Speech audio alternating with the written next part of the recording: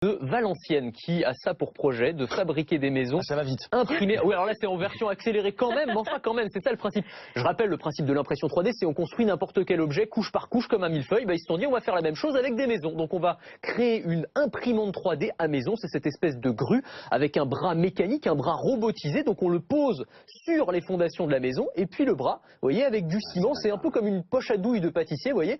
Ils posent la première couche, hop, ils font le contour de la maison et ensuite une deuxième couche, une troisième couche, une quatrième couche. Oui, c'est incroyable, hein. Et donc on va avoir comme ça, en moins de 24 heures, eh bien, une maison qui va jaillir du sol au plafond. Elle va être construite intégralement. C'est très spectaculaire, c'est beaucoup plus rapide qu'une construction normale, ça coûte beaucoup moins cher. Alors, en théorie, c'est aussi solide. Après, il y a un problème de normes de construction aujourd'hui en France. Il y a un peu un flou juridique autour de ça. Donc, ils vont commencer dans des pays qui sont un petit peu moins pointilleux. Et puis, quand on va voir que ça fonctionne, on va dire, bon, regardez, on va faire la même chose en France. On va trouver ça super. On va trouver ça super, on va faire la même chose. 3D.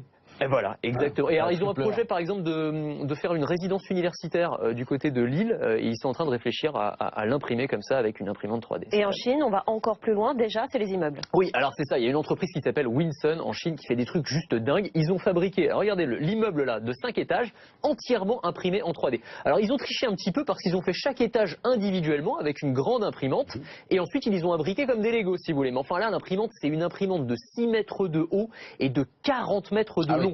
Là, vous avez une villa de 1000 mètres carrés. Pareil, elle a été entièrement imprimée en 3D. Donc, on voit les petites strates. Hein. Donc, c'est pas super joli d'un point de vue esthétique, mais enfin, c'est très, très spectaculaire. Là, on voyait l'imprimante à l'instant. Et alors, ils font des maisons aussi. Alors, vous savez, le prix d'une maison imprimée en 3D, 3500 €. Ah oui. Même à l'échelle chinoise, si vous voulez, c'est pas très cher quand même. Donc voilà, on se dit. C'est la solution à beaucoup de problèmes, ça. C'est la solution à énormément de problèmes. C'est-à-dire que demain, on pourra potentiellement construire des maisons comme on fabrique des chaussures, c'est-à-dire dans les usines à la chaîne. Voilà. Alors c'est la solution à un autre problème, notamment en cas de catastrophe naturelle. Absolument. En cas de tremblement de terre. Parce qu'elle est dit du cœur.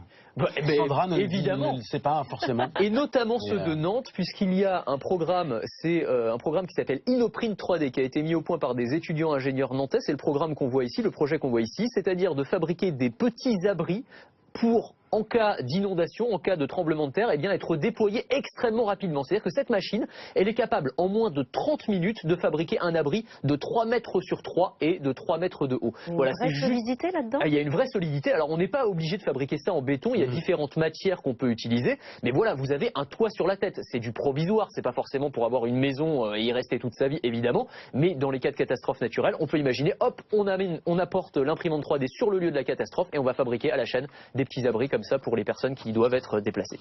Merci Anthony. Magnifique.